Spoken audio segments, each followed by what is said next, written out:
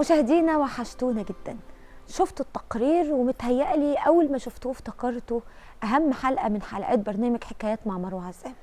كان معايا رجائي شاب اتعرض لأزمة كبيرة جدا جدا جدا من أمه وأبوه، من أقرب الناس ليه. اتعرض لأزمة حقيقية لأنه عانى معاهم بشكل كبير جدا. أنا مش هحكي تفاصيل الحلقة اللي فاتت لأني متأكدة إنها ناس كتير جدا جدا شافتها، بدليل الدعم الكبير اللي رجائي والحب الكبير اللي رجاء اتعرض له من ناس كتير قوي. انا بشكر حد كتب كومنت في كل بوست نزل يخص رجائي.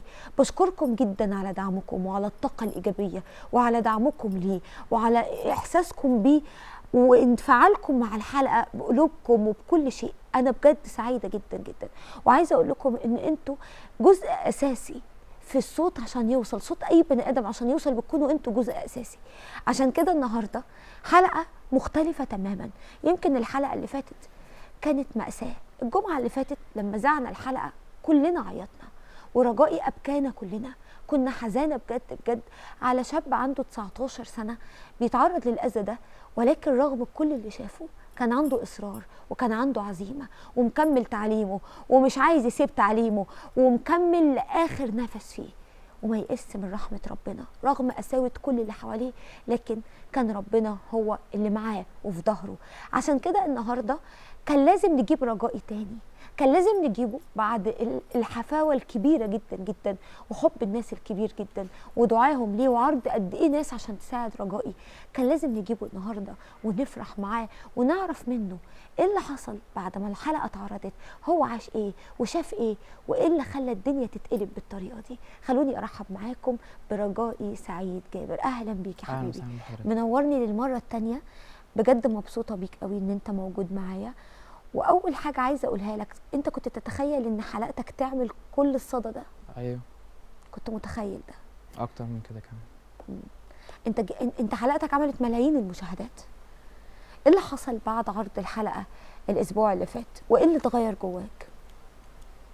اول حاجه حصلت اللي هو لقيت يعني كم ناس واقفين في ظهري، ودي كنت اول مره احس بالحاجه دي، مع اني صورت قبل كده مع ناس كتير، بس كنت اول مره احس ان انا صوتي واصل بطريقه كويسه، بالناس فهماني من غير ما اتكلم يعني. حتى كانت في كومنتات بتقول هو انت ازاي ما عيطتش وازاي ما اتحركتش وازاي ما عملتش، وكلنا مصدقينك وكلنا عارفينك. فدي كانت حاجه كويسه، اللي هو انا مش محتاج امثل، انا قلت الحقيقه وهي الحقيقه اتصدقت. الحمد لله. تاني حاجه كنت فرحان جدا ان يعني بقالي سنين كتيره حاسس ان انا مضطهد وحاسس حاجات كتير قوي مش كويسه، واذ فجاه الاقي الحاجات دي كلها اتغيرت في كام ساعه، ازاي بقى؟ مش في سنه. ردود افعال العيله كانت ايه بعد عرض الحلقه؟ كل واحد بيتواصل معايا، ناس كتير جدا منهم، كل واحد لا ما تخافش، لا احنا جنبك، لا لا لا لا، كل ناس كتير قوي الا امي وابويا.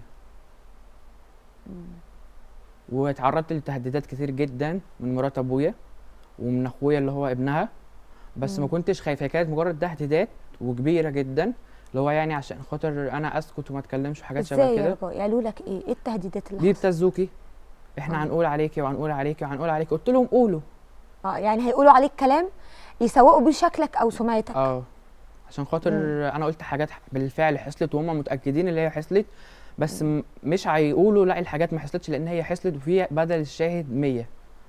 وفي ناس كتير جدا كانوا عايزين يطلعوا ويقولوا يصدقوا كلامي، ده غير طبعا كم الكومنتات اللي لقيتها في صالحي كويسه جدا. وانا قريت الكومنتات دي كومنت وكان نفسي ارد على الناس كلها. كومنتات كبيره جدا وكتيره جدا، 16000 كومنت. انت حافظ 16000 كومنت؟ قريتهم كلهم؟ جالك صبر تقعد تقرا كومنت؟ كنت بقرا واحد واحد، كل ما ينزل واحد اقراه. وفي نفس الوقت ما عجبنيش، كانت في ناس كتيره جدا بتدعي على مرات ابويا وعلى ابويا، وانا زعلت جدا جدا جدا بسبب الدعاوي، لان انا مش غرضي اللي حد يدعي عليهم. انا كان غرضي، قلت لحضرتك، اللي انا احس بالامان، ما بقاش خايف من حد، واللي انا الاقي شغل كويس اقدر اكمل بيه مع نفسي. ده اتحقق؟ في حاجه اتغيرت جواك بعد الحلقه؟ الخوف، ما بقتش بخاف. مش خايف؟ حسيت انك فعلا صاحب حق؟ لا انا عارف، ما يخافش. انا عارف، بس حسيت ان ربنا مسيره مهما هيهمني هيجيب لي حقي، مصيره مهما هيسيبني هيعوضني. ربنا عمره ما بيهملنا الكلام اللي ابدا. هو طول السنين اللي فاتت بيتقال لي بكره ربنا يقف جنبك، بكره ربنا يجيب لك حقك، بكره بكره بكره. نمت وصحيت لقيته حصل. هو ممكن اللي حصل ده كله بالنسبه للناس ولا اي حاجه، بس بالنسبه لي من جوايا حاسس ان انا كم الاذى اللي اتعرضت له فقدت نصه وفقدت تلته وفقدت جزء كبير منه. فدي حاجه مم. خلتني مفتوح من جوايا حسيت شويه. انك صبرت وربنا بشرك. وربنا قال لي انت صح. ان انا طول الفتره اللي فاتت كنت ببقى خايف مم. لحسن ابقى ظالمهم، لحسن اكون انا غلط، يكونوا اهلي صح وانا ظالمهم، اهلي صح وانا ظالمهم. لحد ما يعني فضلت مصمم لا انا صح، وبحاول اقنع نفسي لحد ما اتاكدت ان انا صح. امك ما فكرتش تكلمك خالص؟ كلمتها قالت لي كلامك مش معايا، كلامك مع جدك. يعني رفضت اساسا يبقى في اي كلام ما بينكم؟ ما قلتلهاش انا عملت كده غصب عني من كتر اهمالكم ليا؟ قلت لها انت لو كنت بس بتكلميني في التليفون ما كانش زماني وصلت لكل اللي انا فيه. لان هي برضك حاجه مش سهله ان انا اطلع على التلفزيون وانا يعني كبير مش صغير، اقول قدام كل الملايين دي حاجات عن اهلي. دول في الاول وفي الاخر اهلي، يعني انا مهما اقول عليهم حاجات وحشه هتبقى في وشي. تمام. قلت لها يعني وصلتوني لمرحله انا ما كانش نفسي اوصل لها، انا كان كل نفسي ان انا ابقى بني ادم عادي زي اي حد. ما لقيتش نتيجه في صالحي. ما رضيتش تكمل كلام؟ وبابا طبعا مع مراته اللي هو يعني بيحاولوا يهددوني واحنا هنعمل كده. بس امبارح ارجع البيت ومش ارجع البيت ده وكده. مين اللي قال لك كده؟ بابا. قال لي لك ارجع. إيه؟ فقلت له يعني انت جاي بعد ايه تقول لي ارجع؟ طب ما انا كنت قدامك مرمي تحت الكباري ومرمي في عربيات نص نقل وبنام في الشوارع ومتبهدل وي الاوضه ولعت بيا قدامك وعمرك ما قلت لي ارجع. وساعتها قال لك كنت تموت ونخلص. الاوضه كانت تولع بيك واخلص منك. فقلت له يعني بعد كل اللي حصل انت جاي دلوقتي تقول لي ارجع؟ وعايزك ترجع على اي اساس؟ على اساس برضو انك تفضل تخدم مرات ابوك واهل مرات ابوك؟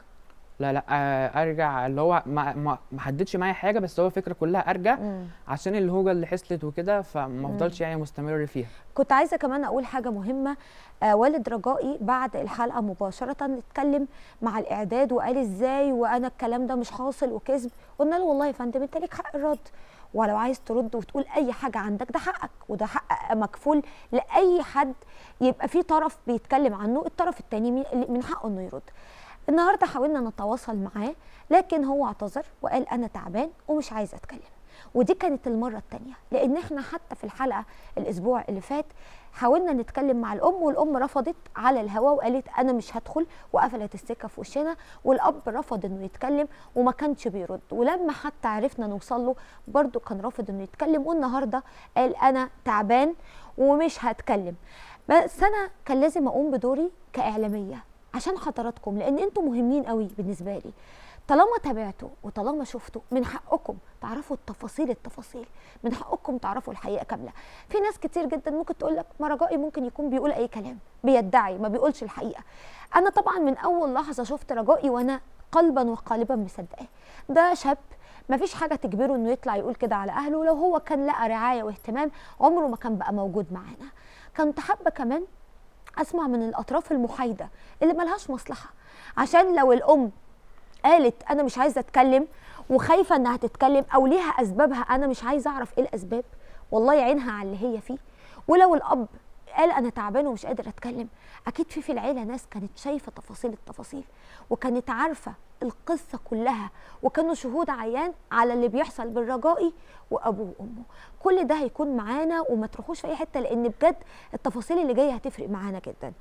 عايزه بقى افهم حاجه. انا اللي عرفت ان عمك توفى، الله يرحمه. الله يرحمه، من اول امبارح انت رحت الجنازه؟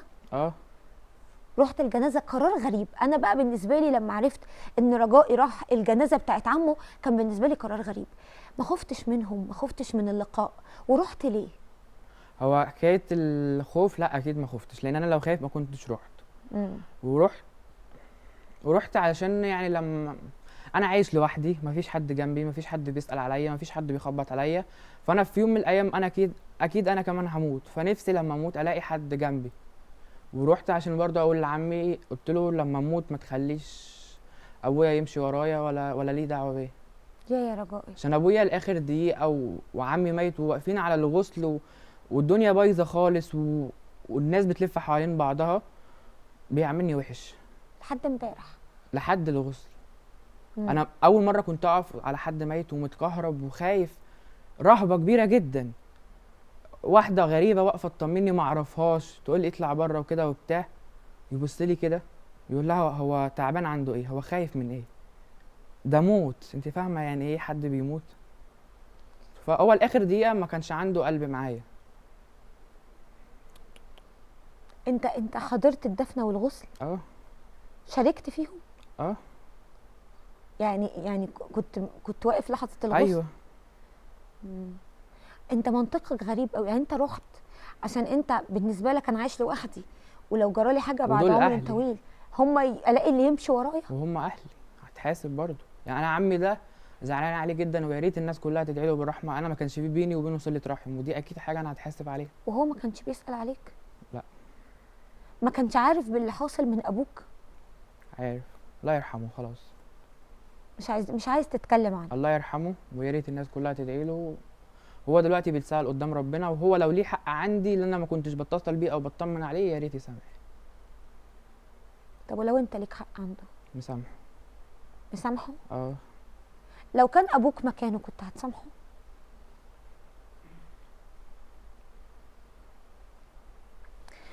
الاجابه وصلت. الاجابه وصلت. انا مش عارفه يعني. قلت لبابا امبارح حاول تحسسني 1%، ال1% اللي انت جيت عليا، وانا مستعد اسامح في كل اللي انا مريت بيه، مع انه مش سهل، واني لو عشت عمري كله مش هنساه. قال لي انا ما ظلمتكش 1%.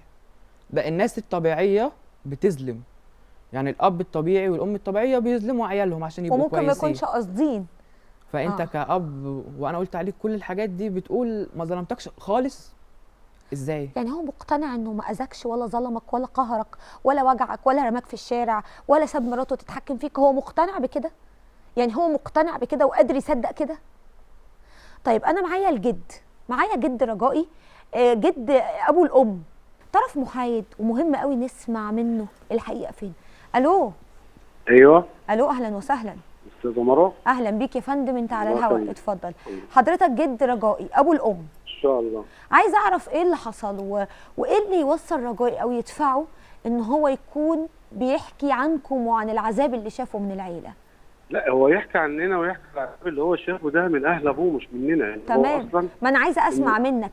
اللي هو هو الكلام أصلاً اللي قاله حضرتك- الحلقه، حضرتك طبعا شفت الحلقه اللي فاتت، ايه رايك في الكلام اللي اتقال؟ حضرتك سامعني يا فندم؟ تقريبا الخط قطع، حاولوا تدخلوه تاني عشان انا عايزه افهم منه الكلام اللي سمعه وشافه في الحلقه اللي فاتت. هو شايف فعلا ان ده حصل ولا عنده وجهه نظر تانية؟ قول لي يا رجائي بقى، الحلقه اللي فاتت كانت حلقه صعبه جدا جدا واثرت في ناس كتير جدا، وانت بتقول ان ناس كتير قوي كلموك من عيلتك ما عدا الاب والام اللي هم اكتر ناس كانوا المفروض يتكلموا. تعال نتكلم عن مرات والدك شويه. مرات ابوك دي يعني انت شايفها ازاي؟ هي السبب في ان تخلي ابوك بالقسوه دي؟ ايوه.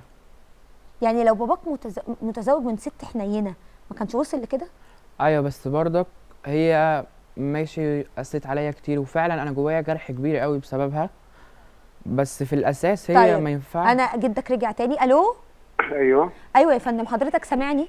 سامعك كده. حضرتك شفت الحلقه اللي فاتت، عايزه اعرف تعليقك على كل كلمه قالها رجائي.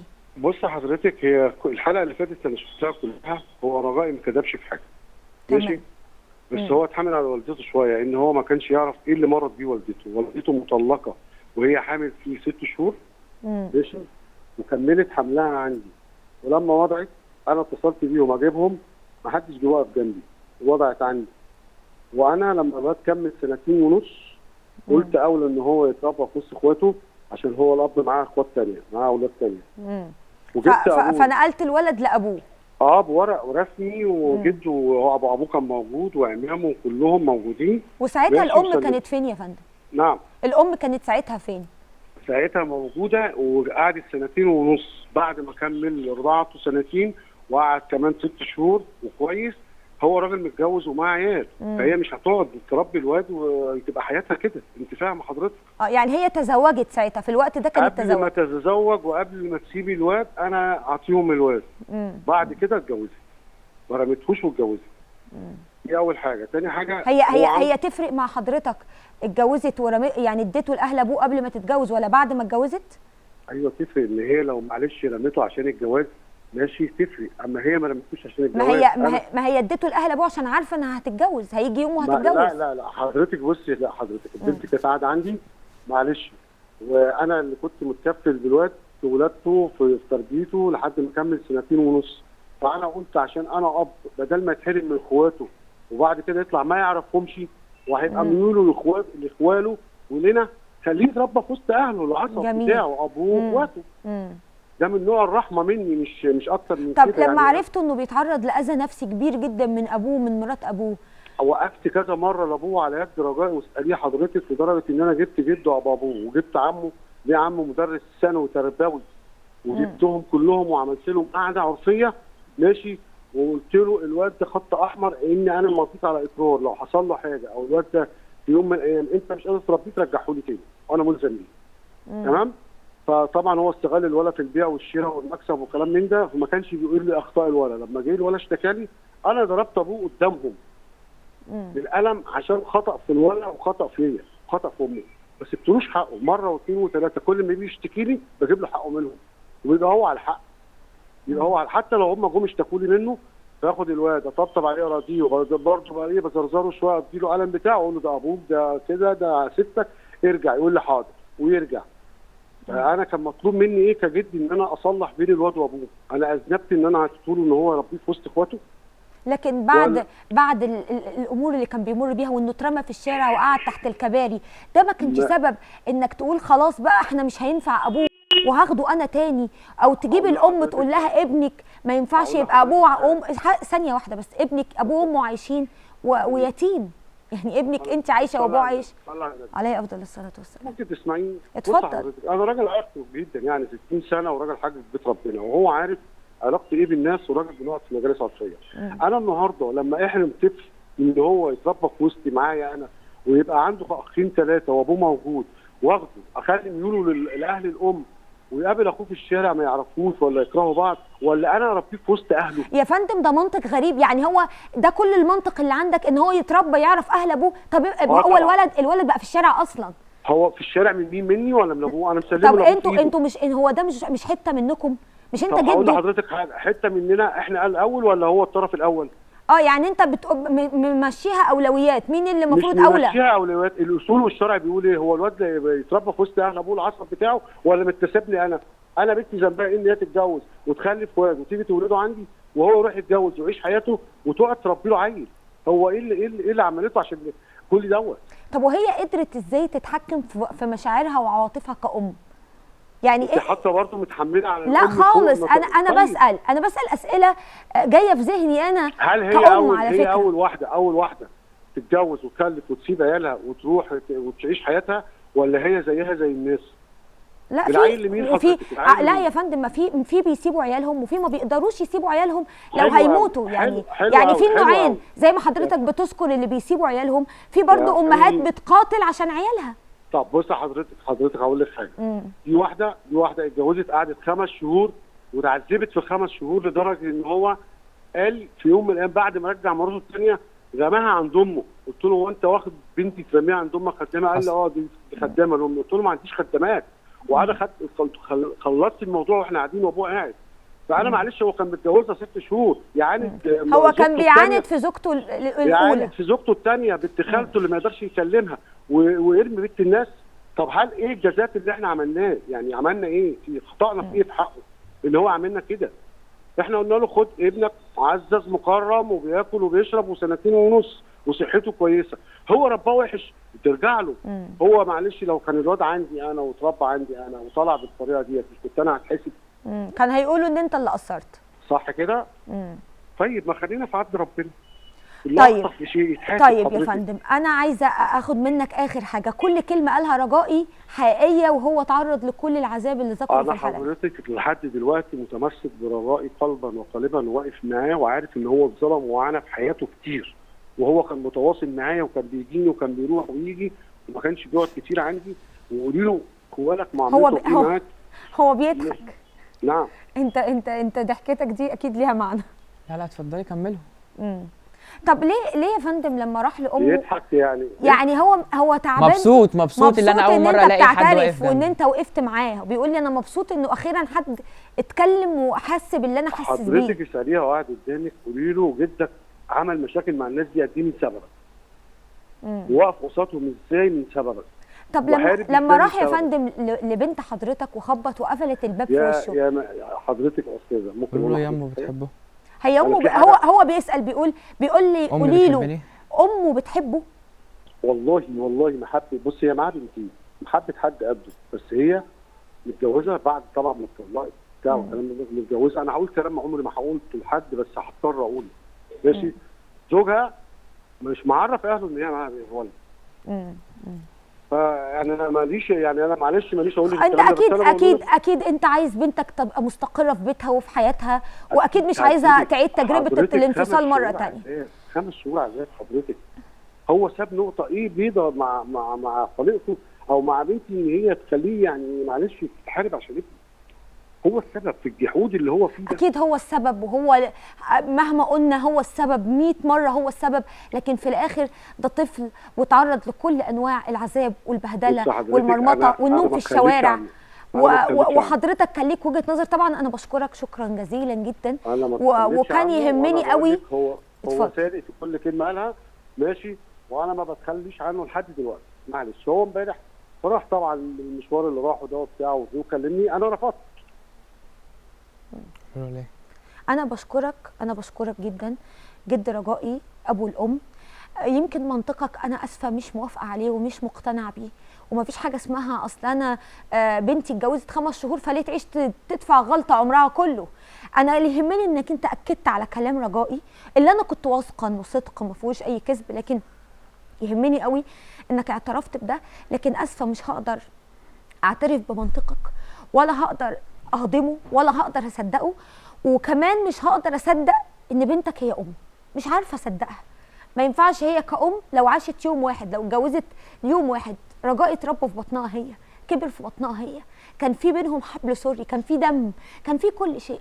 كل ده اتنسى عشان هي قعدت 5 شهور وقررت وقدرت تنسى وقدرت تبعد. كفايه مش كفايه مش هسيبهم. مش كفايه عشان دي الحقيقه. اصل هو النهارده جدك بيتكلم بمنطق الاب اللي اولى بيه، والاب يربيه في وسط اخواته. طب انت كنت عارف انه اترمى في الشارع؟ مش بلومك لوحدك، انتوا اطراف كتير ملامه في القصه، لكن حقيقي انا مستغربه. طيب قول لي يا رجائي، انا عارفه ان انت يعني دلوقتي مستغرب ان هم ابتدوا يدعموك، والضحكه دي ورا. انا عايزاك تقول لي ايه سر الضحكه دي، قول لي اللي جواك. كل الكلام الكويس اللي هو بيتقال عليا دلوقتي، اللي انا صح واللي انا ما بكذبش واللي انا عايز اقول لك انا وصلت لمرحله اللي انا بقيت مكذب نفسي من كتر ما كل ما بروح لحد استنجد بيه اقول له الحقني انا بيحصل معايا كذا كذا كذا، يقول لي انت كذاب. هم كانوا بيكذبوك عشان مش كل عايزين العيله مش عايزين اكبرهم من يصدقوا، اصغرهم، عشان مش عايزين يصدقوا، عشان مش عايزين يحطوا نفسهم في حاجه ما لهمش دعوه بيها زي ما بيقولوا، عشان مش عايزين يعملوا حوارات، عشان مش مستعدين اللي هم يحبوني اصلا. ما لو حد بيحب حد هيبيع الدنيا كلها علشانه. انا عمي امبارح بيكلمني، هو منفصل عن مراته، بيقول لي انا لو ابني، مع انه ابنه قاسي عليه جدا، بيقول لي لو ابني يجي يقول لي ارمي نفسك تحت القطر هرمي نفسي عشان بحبه. فالحب بيعمل اي حاجه. عمك معانا على التليفون. الو اهلا وسهلا. عليكم السلام ورحمه الله. عم رجائي اهلا وسهلا بحضرتك. اهلا بحضرتك. اهلا بيك. اهلا. انت النهارده طرف محايد وبتشهد شهاده حق، واكيد حضرتك شفت الحلقه اللي فاتت وشفت كم الصدى اللي حصل من الحلقه. حضرتك رايك ايه في كل كلمه قالها رجائي في الحلقه اللي فاتت؟ بص انا هقول لك عدل ربنا، ورجائي لو قاعد مع حضرتك انا بره، هو موجود. لو رجائي قاعد مع حضرتك هيعرف ان انا بقول صدق ولا كده. هو رجائي يعني اتفضل. اللي قاله رجائي الحلقه اللي فاتت 85% صح. ده عدل ربنا وشهاده من ربنا. رجائي اتظلم، مش هقول لك لا، اتظلم. طفل اتظلم من ساعه ما اتولد لغايه اللحظه اللي هو فيها عندك مظلوم. بس مظلوم من مين؟ من ابوه. من ابوه ومن امه ومن مرات ابوه. انا بقول لك برضك عشان لما اتكلم مع حضرتك اتكلم بمورد الله. ابوه بردك راجل تعبان، يعني هو ظالم بردك، ظلم ابنه، بس ابوه تعبان ومركب مفصل ودنيته وحشه. قعدنا، ولو رجائي جنبك يقول لك احنا اتحايلنا عليه من هو عنده 6 7 سنين او 8 سنين خلاص في الحدود دي. هو رجائي كان ايه؟ بيحب يروح الاسواق يشتغل. هو اللي محببني مش انا اللي حابب، هو اللي كان أيوة. بيجبرني، كلكم عارفين اللي هو اللي كان بينزلني غصب عني. لا بس انت حبيت يا رجائي. حبيت ليه؟ طب انا دلوقتي عندي 8 سنين. اتكلم يا استاذه. خلي طب سؤال. ممكن لو سمحت، انا عايزه بس سؤال يا حاجة. عمي، سؤال. هو بيسأل سؤال مهم. قول. دلوقتي انا عندي 8 سنين، يعني المفروض ان انا كنت بلعب وبتنطط ومش فاهم. ايوه ايه اللي حبيبي. هيجبرني احب ان انا انزل الشغل من صباحيه ربنا لاخر النهار؟ ما اكيد من اللي انا بشوفه في البيت. ايوه يا حبيبي، انا ما قلتش حاجه، وانا قلت لك لا. يعني مش انا اللي حابب هو بمزاجي. هو عمك مش ضدك، هو بيعترف ان انت كنت متعرض لعذاب. انا ما قلتش هو كذاب. لا عشان مش انا اللي حابب الفكره، عشان ما حدش يقول اللي انا اللي كنت مصمم على الشغل مني لنفسي، اللي انا كنت متدلع في البيت وانا قلت لا هشتغل. بص يا استاذه، بصي، هو اللي بيقوله رجائي صح، بس رجائي لما نزل الشغل بردك مع ابوه، احنا كنا بنتعاركوا مع اخونا ازاي تنزل عيل صغير، ازاي تودي عيل صغير الشغل، كنا بردك شادين مع اخونا شد جامد، مش هقول لك حق. بس رجائي حب بعد كده ان يكمل. ايوه حبيت من كتر العذاب اللي كان بيحصل. اسمعني طيب بس. ماشي، ما انا ما كنتش عايش عيشه طبيعيه اصلا. طب اكمل انا كلام. اتفضل. حب ليه؟ رجائي كان شايف ظلم في بيت مع مرات ابوه، كان شايف ظلم مع ابوه، شايف ظلم مع والدته، ما بردك والدته حقها كازم بردك سبب من الاسباب، يعني ربنا يعني يا فندم نقدر نقول انه كان بيهرب من البيت عشان بيلهي نفسه في حاجه تانية بدل العذاب والبهدله اللي شايفها جوه البيت. الله ينور عليك، بنفس النظام ده. اللي انت قلتيه وصلتيه، انا ممكن ما اكونش متكلم قوي، بس اللي انت قلتيه دوت. لكن حضرتك كعمه ما كانش في حد يحتضنه بعد ما اترمى في الشارع؟ يعني رجائي قعد تحت الكباري. كلامك صح مظبوط، كلامك اللي انت قلتيه في الحلقه. بصي انا داخل على مع حضرتك واتكلم. رجائي اتظلم من هو طفل صغير، مش هقول لك لا. احنا عمامه هو يعرف ويقول لك، احنا عمامه على باب الله، يعني اليوم بيومه وايه ماشيين على القد. لما جه رجائي وهو عنده 2 سنين والدته سابته، ابوه راح استلمه. والدته سابته. هل ان انا معنى عشان والدته مضت ورقه وهو ابوه مضى ورقه ان هو استلمه، هل معنى كده ان والدته ما تسالش عنه العمر كله؟ اكيد لا. ولا انا بقول كلام بردك مظبوط؟ اكيد لا. وانا بتفق معاك اتفاق كلي ان الام مقصره يعني مهما ثانيه يا عمي ايوه الو يا عمي، مش جدي كان بيبعت لي على طول اللي انا اروح عنده؟ بص يا استاذه، اسمعي كلامي شويه، وانا بمورد الله هتلاقي اللي انا بقوله هو هيعرف ان عمه محمد عمره ما بيقول غير الصح، هو عارف الكلام ده. احنا كنا مقصرين، بس احنا كنا على قدنا، مفيش حاجه بايدينا. يا فندم احنا ممكن نلاقي حد في الشارع ما نعرفوش نايم في الشارع نعطف عليه. طب اقول لك، طيب احنا ما نعرفش ان رجائي كان بيقعد فين. لا كنتوا عارفين احنا كنا نعرفه اللي انت تحت الكوبري. ايوه تيتا كانت عارفه، وعماتي الاثنين عارفين، وعمي رجائي عارف، وكلكم كنتوا عارفين الا انت، لان انت كنت بعيد. ايوه انا اعرف حاجه. لا انت كنت بعيد، ما كنتش تعرف حاجه. حلو. بس الباقيين كلهم عارفين، 5 ولا 6 انفار كبار ومسؤولين ويقدروا يعملوا لي بدل الحاجه 100، كانوا عارفين ان انا ببقى نايم تحت الكباري. طيب وما عملوليش حاجه. طب يا حبيبي اسمع، طيب بس يا استاذ، عمامك عارفين، عمامك وحشين وفيهم كل حاجه وحشه، مثلا مش في خلانك، مش في جدك. ايوه لما رحت استنجدت. عموما يا فندم، عموما احنا لسه جده قافل معانا قبلك ورمى الحمل عليكم، قال برضو انا مالي، ما كان في عمامه وكان في. هو ده يا فندم المشكله، ان عيله الاب رمت المصيبه على الام وقالت ما كان في الام وكان في عيله الام، وانتوا شايفين ان كانت في. هي دي المشكله، ان كل طرف بيرمي على الثاني يا فندم. واللي ضاع الطفل انت حضرتك في البرنامج، انا عاوز اتكلم كلمتين اتفضل يا فندم، اخد فرصتي بالكلام بس وبعد كده خلاص. يا فندم اللي انت هتقوله كله انا كنت غرضي اعرف اللي قاله رجائي صح ولا لا، وحضرتك قلت لي صح. رجائي اللي قاله 85% صح. اللي رجائي اللي قاله ايه هم ال 15%؟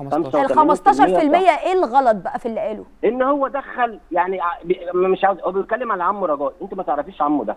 عمه ده راجل غلبان ومحترم ومدرس ثانوي وراجل مؤدب. ماشي، اديك بتقول عمي ده مدرس ثانوي، يعني راجل بيفهم، يعني راجل مربي بدل الواحد 100 واحد. انا عاوز اسال سؤال يا استاذه، قولوا له عمك ده عمل لك ايه؟ معلش احنا على الهوا اهو، قولوا له عمك عمل لك عمل لك ايه يا رجائي؟ انه حضرتك ولا عمي التاني؟ عمك لا. رجائي عمك رجاء. اللي انت متسمي على اسمه. ماشي. الله عمي ينور. رجائي كان بيقف جنبي عشان مجبر يقف جنبي وبيغلطني وبيرجعني لابويا، وبعد ما جدي مات قال لي قدام الناس كلها انا زهقت من حواراتك انت وابوك ماليش دعوه. قلت له يا عم انا بايت في الشارع عايز ابويا ياجر لي اوضه او ياخدني عنده. قال لي انت وابوك اتصرفوا مع بعض حرين مع بعض. بص يا استاذ، امبارح احنا كان عندنا حاله وفاه اخونا. اتفاجئت ان واحنا في التراب لقيت رجاء. واحنا في التراب لقيت رجاء، خدته بالحضن وحضنته واساليه قولوا له عمك قال لك ايه امبارح؟ عمك يعني قال إحنا لك ايه امبارح؟ انا بسمع منه، قال لك ايه؟ قولي لي. قعد يتكلم معايا كتير جدا ويقول لي انت اتظلمت وانا هقف جنبك وانا عايز اجر لك اوضه. انا والله يا ابني لو اقدر اصرف عليك كنت صرفت، بس انا ظروفي على قدها. انا هبهدل لك الدنيا، انا هجيب لك حقك من ابوك، ما تخافش من جدتك، ما تخافش من عمتك، ما تخافش من اي حد. انا مصدقك وانت عايز تطلع تتكلم اتكلم، وانا عارف ان انت اتظلمت وبتتظلم وهتتظلم وكلام شبه كده. الكلام ده حصل واداني 100 جنيه. لا سيبك من اداك 100 جنيه. هل انا حبيبي انت شفت مني حاجه وحشه ليك؟ لا هو كنت اول مره تقف معايا في حياتك كلها، بالرغم اللي حضرتك من اسبوع. ثانيه سؤال بالرغم اللي حضرتك من اسبوع لما حصل مشكله ما بين جدتي وما بين عمتي قلت لي انا ماليش دعوه بالحوارات دي كلها، بس اللي ليا دعوه بيه اللي انت ما تجيش جنب جدتك ولا تعمل معاها مشاكل ولا اي حاجه. يا استاذه جدته عندها 79 سنه قاعده لوحدها. انا لسه والدي متوفي بقاله سنه ونص. ماشي. جدته عندها 79 سنه يعني 80 سنه. حصلت مشكله واللي سمحته في الشارع، انا مش ساكن في نفس المنطقه، سمحته في الشارع ان الراجل قاعد يزعق ويهلل وبتاع. انا كلمته كل ادب حتى لو هو مسجل المكالمه دي. حصل ايوه حصل اتكلم معايا كويس. حبيبي لو في مشكله انت وابوك انت واي حد ستك ست مالكش دعوه بيها. طب بتغلطني ليه يا عم؟ طب يا فندم احنا دلوقتي عايزين نصلح بينكم وبين رجائي. الهدف ان رجائي يبقى ليه عيله، ما يبقاش وحيد ومقطوع وانتوا ما شاء الله كتير مش قليلين. لا بص كلامك صح يا استاذ. انا امبارح قلت له يا حبيبي تعالى واغير لك كله على قد ما اقدر، انا على قد الحال يعني يا استاذ. قلت له هشوف لك مكان صغير كده اوضه ولا حاجه يا حبيبي وتقعد، ولو انت عاوز تقعد في دراسه خليك في دراستك، عاوز تشتغل عاوز تكمل جنب دراستك اللي انت شايفه، عاوز تغير مكان شغلك كله واجيب لك انا حاجه على قد كده مكان شغل ليك اعمل لك اللي انت عاوزه. يعني حضرتك دلوقتي يعني بتقول انك اللي في ايدك هتعمله له على قد امكانياتك. على قد امكانيات. هو يعرف ان انا برضك يعني احنا يوم بيومه، يعني مش مثلا عندنا دكاكين ولا محلات ولا احنا على باب الله بنطلعوا بيبقوا محلات كده وظروفنا يعني ايه اليوم بيوم. بس في حاجه يعني اللي اقدر اعمله معاه قلت له انا اعمله. قلت له لو عقبت. طب ليه اخر سؤال يا فندم، ليه ده حصل بعد الحلقه؟ ليه ما كانش قرارك ده من بدري؟ لا استاذه بص لي انا اسف يعني، انا بعيد عن الحلقه وبعيد عن الكلام ده كله، انا اسف يعني بره الكلام ما يخصنيش يعني. الحلقه اللي يخصني رجائي اللي انا شفته، لان انا عارف ان رجائي مظلوم وهو صغير. انا عارف ان رجائي مظلوم وهو صغير، بس مين ظلم رجائي في الاساس؟ لو انت استاذه كده بمرض الله ابوه. انت قلت جده رمى الحكايه. ابوه طبعا اكتر حد ظلمه ابوه وامه. اسمعي بس يا استاذ، امه برضك ربنا سبحانه وتعالى ميز قال لك امك ثم امك ثم امك. ليه ايه ربنا قال كده؟ لان الام احن حاجه على ضناها عن الاب.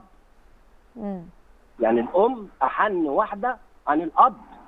انت ما اعرفش حضرتك يعني لو عندك عيال وعندك زوج هتلاقيك ان انت على عيالك اكتر فانت انت هنا مستغرب الام ازاي قدرت تسيب ابنها. سابته خالص. ولما جيت انا نتكلمه واللي سمحته في الحلقه يا استاذ ان هي بتقول لك انا مسلماه عنده 2 سنين ولا 2 سنين ونص. ايوه كلامك صح سلمتيه. طب ابوه ده وحش ومرات ابوه وحش وهو جه قال لك ابويا وحش ومرات ابويا وحش، فين الام؟ انا فاهمه يا فندم وبشكرك لشهادتك شهاده حق. بشكرك شكرا جزيلا عن انك انت حبيت تصدق على كلام رجائي وتقول كلمه حق هتتحاسب عليها يوم الدين. شكرا جزيلا. طيب ودلوقتي برضو بينضم ليا شخصيه مهمه جدا مهمه في عيله رجائي وهي عمه رجائي. هتتكلم معايا لان هي هتشهد شهاده حق وعندها كلام مهم عايزه تقوله. الو السلام عليكم. السلام ورحمه الله وبركاته. اهلا وسهلا بحضرتك. اهلا وسهلا. اهلا بيكي. رجائي معانا النهارده وهو بيقول لي عمتي هتتكلم وهتفرق كلامها كتير قوي. محتاجه اسمع من حضرتك. اكيد انت شفتي الحلقه اللي فاتت وشفتي اللي رجائي قاله، وانا عارفه ان حضرتك هتقولي شهاده حق ومش هتكتميها، فايه اللي حضرتك هتقوله لنا النهارده؟ رجائي المره اللي فاتت لما شفت الحلقه كل اللي قاله مظبوط، يعني 90 اكتر من 90% مظبوط حصل. تمام. بابا فعلا يعني همله جامد، وانا لما جيت اخدته بابا يعني كل يوم يعمل لي مشاكل، انت بتاخديه، انت بتاخدي من وراه فلوس، ويجي يزعق ويجي ياخده ويمشي وارجع اخده تاني ويرجع ياخده. يعني انت هو مش عايز يستقر في اي مكان. حاولتي ان هو انت ومرات تاخديه، ابوه حاولتي انك تاخديه ويبقى في وسط ولادك. قعد معايا 40 يوم بس اخويا بهدلني. لكن الولد محترم، الولد مؤدب، وهم كل اللي هم عايزينه منه ان هو مثلا يعني يشتغل ويديهم بس. ده اللي هم عايزينه، ان هم يستغلوه. مرات ابوه تعباه جدا جدا جدا، هي بنت خالتي. يعني هو صغير برضه، هي برضه عامله معاه حاجات مش كويسه. يعني واحنا اتكلمنا كتير، بس اخويا بيعمل لي مشاكل انا في البيت. يعني كمان كان بيحاربك لما خدتيه واحتضنتيه، كان بيحاربك انت وزوجك. انا كمان انا عرفت من رجاء ان زوج حضرتك راجل جميل ومحترم جدا، ورجائي بيقول لي احسن كلام في حقه. جوزي كويس وعايزه عنده، بس ابوه مش راضي، بيجي يبهدلنا. يجي ياخده، ويا ريت بياخده يبيته عنده، لا يكرشه وينام بره، ما نعرفش رجائي فين، ما نعرفش عنه حاجه. المهم ان انا ما اخدهوش، هو مش عايزني اخده، هو فاكر ان رجائي بيشتغل ويجي يديني فلوس. والله ابدا، اساليه. ايوه هو قال طبعا ان ما فيش الكلام ده. طيب دلوقتي انا عايزه اقول لحضرتك حاجه، احنا ان شاء الله باذن الله كاداره برنامج ناويين نتكفل برجائي في كل شيء. في مكان وانا معاكي. لا احنا مش محتاجين اي حاجه غير ان حضرتك تكوني معانا فعلا بالرقابه، لان برضو رجائي شاب صغير، ما نقدرش يبقى الموضوع مننا ليه على طول. يعني احنا عايزين اسامي المدرسين اللي هياخد عندها عشان يبقى التواصل مع المدرسين بشكل مباشر، عايزين نهتم بيه لحد ما يوصل لبر الامان ويحقق حلمه ويخش الكليه اللي نفسه فيها، يا رب. وبعد الكليه كمان احنا معاكي والله باذن الله تعالى، باذن الله تعالى. لكن رجائي محترم ومؤدب، ومش واللي بيعملوا فيه حتى اخوه اللي هو من سنه برضه بيبهدله ويرميه بره. اخوه اللي من سنه بيبهدله جدا، ورجائي الموضوع ده مأثر فيه قوي. ولما باجي اتكلم بيقول لي انت مالكيش دعوه عمتي. لكن انا واثقه ان انت بتحبيه جدا، لان هو بيقول ان مفيش حد بيحبني. انا قلت له الكلام ده غلط. هو حاسس عشان يا عيني كل ما يقعد عندنا ابوه يجي ياخده، ابوه يجي يقول لي لا ما يقعدش عندك، ويسحبه ويمشي. فهو مش لاقي امان، وانا مش قادره على باباه. انت عارفه انا اخته اللي تحت منه، مش قادره عليه. طبعا. رجائي معانا وسامعك. رجائي عمتك ما قصرتش معاك في حاجه؟ لا، حاولت تساعدني كتير، وفعلا حاولت تاخدك وقعدت معاها 40 يوم. قعدت عندهم في البيت. باباك كان بيحاربها؟ وبيعمل لها مشاكل كتير مع جوزها. وهم اصلا يعني عمتي دول عندهم مشاكل، عندها بنت تعبانه هتعمل عمليه قلب مفتوح. يا ريت يعني الناس كلها يدعوا لها. يا رب ربنا يشفيها ويعافيها يا رب يا رب. فهي حاولت على قد ما تقدر، بس للاسف ابويا ما كانش بيحبني في حته. انت عارفه وبابا يرضى يخليه يقعد عندي، انا هقعده عندي. يا حبيبتي احنا هنبقى معاكي والناس الحلوه الكتير. يعني سؤالي يا عمتي، ايه يا حبيبي، لو دلوقتي في جبنا يعني حاجه رسميا قصاد ابويا اللي ابويا ما يتكلمش معاكي، هتقعديني عندك؟ هقعدك عندي حبيبي، بس بمقابل اللي ابويا ملوش دعوه بيكي، ولا يكلمك ولا يضرك ولا يعمل لك اي مشاكل مع جوزك. انت عارف يا رجائي باباك بيجي يعمل لي مشكله مع عمك محسن، عارف ويبهدلنا، عارف وبيعمل ايه صح؟ عارف. بس حضرتك بتقولي اللي احنا لو قدرنا ناخد اي قصاده اي حاجه قانونيه اللي هو ملوش دعوه بيكوا، قصاده وقصاد مرات ابوك. مرات ابوك ما بتسكتش، بتشتمنا. يعني هو رجائي بيقول لك لو احنا قدرنا نوصل لفكره ان هم ما يجوش جنبكم، انت مستعده قلبا وقالبا حتى لو وفرنا رجائي مكان جنبك يبقى جنبك وتحت رعايتك، وتبقي بديل امه اللي اتحرم منها عمره كله. ايوه انا معاكم. انت عارفه ان رجائي همه قوي انه يكون في وسط دفى وعيله. هو بيحب عيالي وعيالي بتحبه جدا. انت عارفه ان هو بيقول لي انا رحت عزا عمي عشان خايف لما اموت ما الاقيش حد يمشي في عزايا من كتر ما هو لوحده. ايوه جال عزا امبارح، ايوه، واتبهدل ان هو جالها العزا، وقالوا له جاي ليه؟ يعني من عندهم بقى من اهل امه قالوا له رحت ليه العزا؟ يعني حضرتك معانا وده وعد منك على الهوا انك انا هتقفي معاكي معانا ووعد مني على الهوا، انا مع رجائي تمام في اي قوي، مكان. وهتبقي معانا كمان وتحت اشرافنا في اي شيء احنا هنقدمه ليه. هتكوني انت ملمه بالامر وشايفه رجائي مهتم بدروسه ومهتم بكل حاجه، لان احنا هنبقى متابعين معاه وهنشوف شهاداته وهنشوف درجاته كمان. لا يا ستي انا معاكم، ورجائي ابني قبل ما يكون ابن اخويا، بس ما يجيب يعني اخويا تاخدوا عليه تعهد ما يعمليش مشاكل في البيت بس. شكرا. واحنا بنشكرك جدا وهنحاول على قد ما نقدر وكلنا ان شاء الله نتكاتف، والهدف ان رجاء يعيش بخير. انا عارفه ان انت نفسك تحس بالدفى. طب حضرتك سمعتيها بتقول لك ما عنديش مشكله اعمل اي حاجه، الفكره في ابويا. فانا هنا مأذي من ابويا وهنا مأذي من ابويا وهنا مأذي، اعيش فين؟ يعني هو اذيك حتى وانت مش عايش معاه. اعيش فين يعني؟ انت ولا هترحمني ولا هتسيب رحمه ربنا تنزل عليا، ولا هتحسسني ان انت ابويا، ولا هتسيب غيرك يحسسني. الفكره لكن انت حابب انت الشقه اللي انت عايش فيها دلوقتي يا رجائي عايش لوحدي. لوحدي خالص. ده مش مريحك برضو؟ لو مت ايه اللي هيحصل؟ لو تعبت انا بتعب كتير قوي، ما بلاقيش حد جنبي. ما حدش بيعرف ان انا بتعب وبقوم وبتعب وبقوم وبروح وبنزل، وبتبقى نفسك حد ولا يناولك الدواء كوبايه ميه، ما فيش حد يقول لي الف سلامه، ما حدش بيقول. لكن لو قدرنا نوفر مكان جنب عمته ده بالنسبه لك هيبقى افضل شيء. كويس. خلاص. وهي تقدر تاخدني عندها، وهي انت عايز تعيش عندها. لو قدرنا نخلي باباك ما يتعرضلكش وما يضايقكش، انت حابب تعيش عندها. ايوه. هنا المشكله مش في الام بس الوحشه، الاب من البدايه ربنا اكيد هيقتص منه، وعند الله تجتمع الخصومه. لما يكون الطفل لما يكون كان متجوز واحده عشان يعاند في واحده تانية ويغيظها، واول ما رجعت له استغنى عن الاولى ورمى ابنه، والام رمت ابنها، وهنا العيله بتقول لا احنا مالنا، احنا مش مسؤولين، عيله الاب اللي يبقوا مسؤولين، وعيله الاب يقول لك احنا مالنا عيله الام. في الاخر نسينا ان في طفل اتهرس بالرجلين، اتهرس بينكم، اتهرس واترمى في الشوارع من غير رحمه، من غير ما كلكم كده. لو كل واحد كان تكاتف في العيله دي، ان كان من عيله الام وعيله الاب، والله العظيم لو كنتوا لميتوا من بعض كان رجائي ما بقاش في الشارع ولا يوم. لكن للاسف في ناس عايشه لنفسها وبس وما بتقولش غير يلا نفسي. طيب احنا النهارده عايزين نفرحكم، مش عايزين بس نفضل نكئبكم ونضايقكم ونقول لكم كل السلبيات وبس، لا ده في خير كتير قوي. حتى لو عيله رجائي كان فيها ناس سلبيه، وكان فيها ناس مش عايزه تتصرف، ولا فيها ناس عايزه تدافع عن الباطل وتنصر الحق، في ناس كتير قوي قوي قوي قوي كانت هتتجنن عشان تساعد رجائي. احنا فعلا ما كناش ملاحقين من كتر ما في ناس كتير عايزه تدعم رجائي. وللاسف انا مش جهه تبرعات، انا مجرد وسيط خير بوصل اللي عايز يساعد باللي بيتساعد.